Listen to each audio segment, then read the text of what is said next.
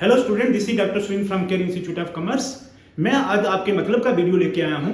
12th के वो aspirant जो अभी 12th में एडमिशन लेने की सोच रहे हैं, कहीं से कहीं कोचिंग ज्वाइन करने की सोच रहे हैं, और कहीं ना कहीं उनके दिमाग में एक डर बैठ गया है कि 11th में कोचिंग नहीं लेने से 12th को कैसे मैनेज करेंगे।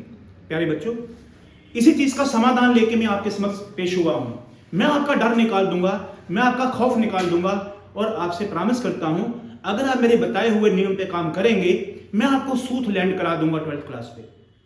कैसे?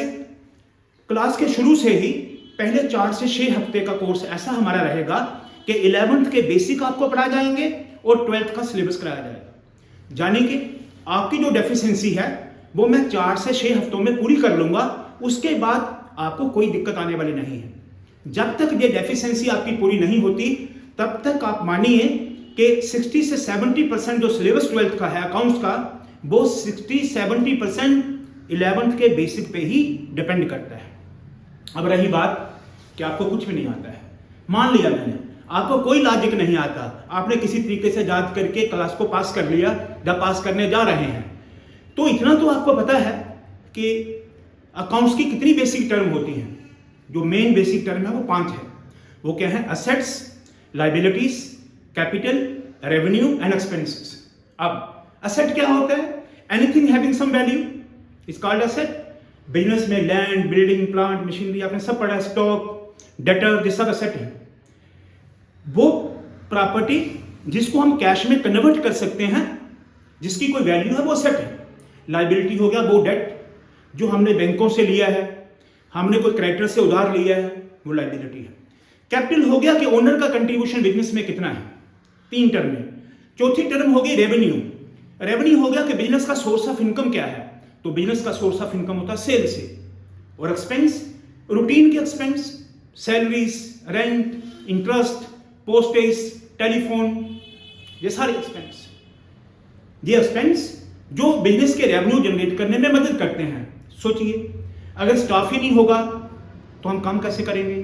तो स्टाफ को सैलरी देते हैं, उससे हमारा रेवेन्यू जनरेट होता है, यानी कि हम काम करने लायक बनते हैं। अब इन 5 टर्मों को अगर आप रेवेन्यू में से एक्सपेंस को माइनस कर दें तो आपका प्रॉफिट आ जाएगा।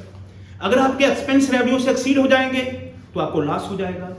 और किसी बिजनेस के फाइनेंशियल स्टेटस को देखने के लिए आपको चाहिए assets are always equal to liabilities plus capital. कैसे?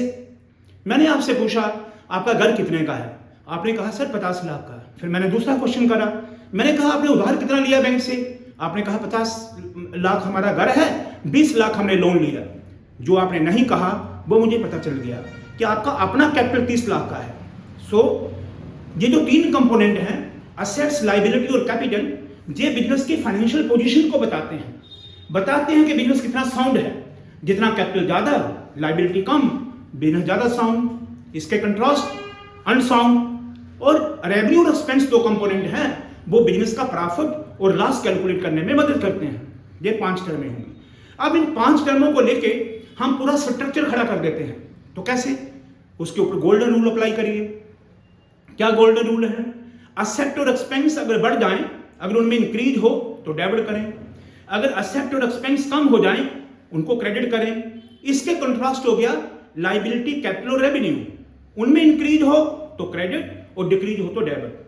फिर इसके आगे चलते हैं, कैसे बनती है जर्नल एंट्रीज, जो सबसे इंपॉर्टेंट है, जो 12th में 60-70% सिलेबस में आपको जरूर जर्नल एंट्री दिखेगी। सबसे इंपॉर्टेंट ही जर्नल एंट्री है। अगर आपको जर्नल एंट्री आती है, आपने अकाउंट्स को पकड़ लिया है। अगर आप जर्नल एंट्री से दूर हैं, आप अकाउंट से भी कोसों मील दूर हैं। सो आप कैसे जर्नल एंट्री बनाएं, तो मैं आपको एग्जांपल देके बताऊं। आप लिखिए मनी पेड वेजेस, इसको एनालाइज करिए। वेजेस का मतलब एक्सपेंस, ये बिजनेस के लिए एक्सपेंस बढ़ गया तो डेबिट। पे का मतलब कैश कम हो गया, तो आपको कैश का नेचर आना चाहिए। कैश का नेचर होता है असेट, ये असेट कम हो गया, कैश कम हो गया तो क्रेडिट। बन गया जनरल एंट्री, वेजेज अकाउंट या टू कैश अकाउंट। कोई एंट्री बना लीजिए, आपकी बन जाएगी, क्योंकि हमारा जो अकाउंट है वो डबल एंट्री सिस्टम पे है, यानी कि हर एक एंट्री किसी 2 ट्रांजैक्शन पे असर डालती है। अगर एक ट्रांजैक्शन डेबिट में जाए, दूसरी क्रेडिट में जाती है। डेबिट और क्रेडिट हमेशा बराबर रहते हैं। यही कारण है कि ट्रायल बैलेंस का डेबिट हमेशा क्रेडिट के बराबर रहता है, और अगर डेबिट का टोटल ट्रायल बैलेंस का क्रेडिट के बराबर नहीं आता, इसका मतलब कोई गलती है। कोई और दूसरी entry, purchase goods from Rakesh, करिए इसको एनालाइज। परचेज गुड्स का मतलब हो गया परचेजेस, परचेजेस आपका एक्सपेंस बढ़ गया तो डेबिट, और राकेश से परचेज करी तो राकेश आपका कौन है? क्रेडिटर, जिससे उधार परचेज करा, नाम लिखा हो तो उधार, ये आपका क्रेडिटर है। क्रेडिटर का नेचर क्या होगा? लायबिलिटी, लायबिलिटी बढ़ गया तो क्रेडिट बन गया journal entry. Purchases account DR to Rakesh account. कोई भी जनरल एंट्री, जब आपको ये अकाउंट्स के कैटेगरी पता चल जाएगी, अकाउंट्स कितनी तरह के हैं, उनके रूल समझ में आ जाएंगे, तो हम कोई भी जनरल एंट्री बना लेंगे बिना किसी अकाउंट को याद रखे हुए। अकाउंट में सबसे बड़ी बात क्या है? साइंसेस में आपको याद करना पड़ता है वर्ड टू वर्ड, आर्ट्स में आपको याद करना पड़ता है, अकाउंट्स को समझना पड़ता है। इसमें याद करके कोई अकाउंट्स 12th का पास नहीं कर सकता है। कितने ही अकाउंट, कितने ही क्वेश्चन आप याद कर लोगे। ये रही बात हमारी अप्रोच की कि 4 से 6 हफ्तों में मैं आपको सारे बेसिक समझा दूंगा, उसके बाद सिर्फ और सिर्फ 12th ही पढ़ोगे। उसके आगे basic terms, application of rules, general entries, ये सब मैंने आपको बता दिया।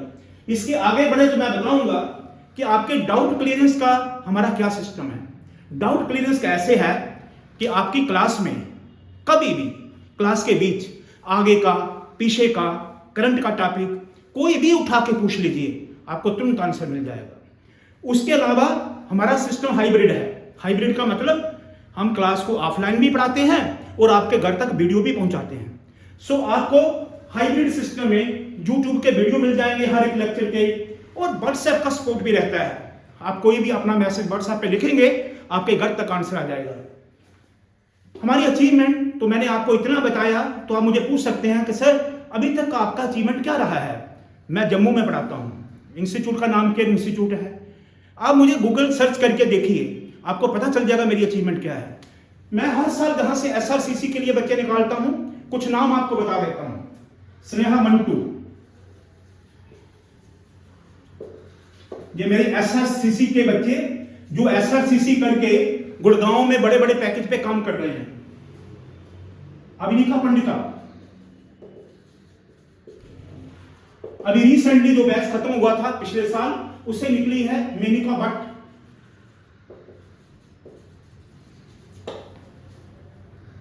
इसके अलावा बहुत सारे बच्चे CA, CS, cost and works accounting, CAM जिसको बोलते हैं, बहुत सारे बच्चे, कितने ही बच्चे जो निकल के जहां इंस्टीट्यूट से गए हैं। फाइनल एश्योरेंस मैं आपको ये देता हूं कि अगर आप मेरे कहने के अकॉर्डिंगली चलोगे, जैसे मैं कंसेप्ट समझाऊंगा, अकाउंट्स की एक सेट लैंग्वेज होती है, उस लैंग्वेज को उसी लिहाजे से पकड़ लोगे जैसे मैं बता रहा हूं, आपको मैं डेफिशिएंसी जो पीछे की है वो एहसास ही नहीं होने दूंगा।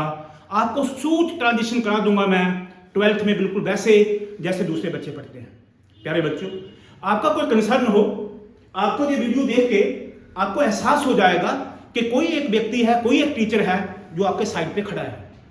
फिर भी आपको कोई संदेह हो, आप कमेंट पे जाइए, कमेंट पे अपना दिल खोल के लिख लीजिए, आपको जो लिखना है लिखिए। आपको आपकी क्वेरी आपके घर तक मैं एड्रेस कर दूंगा। आशा करता हूं आपको मजा आया होगा, आपको कोई हमदर्द मिला होगा जो आपके स्टैंड बाई खड़ा है, आपको उससे निकाल सकता है। कभी भी कोई क्वेश्चन आप पूछ सकते हैं। Thank you.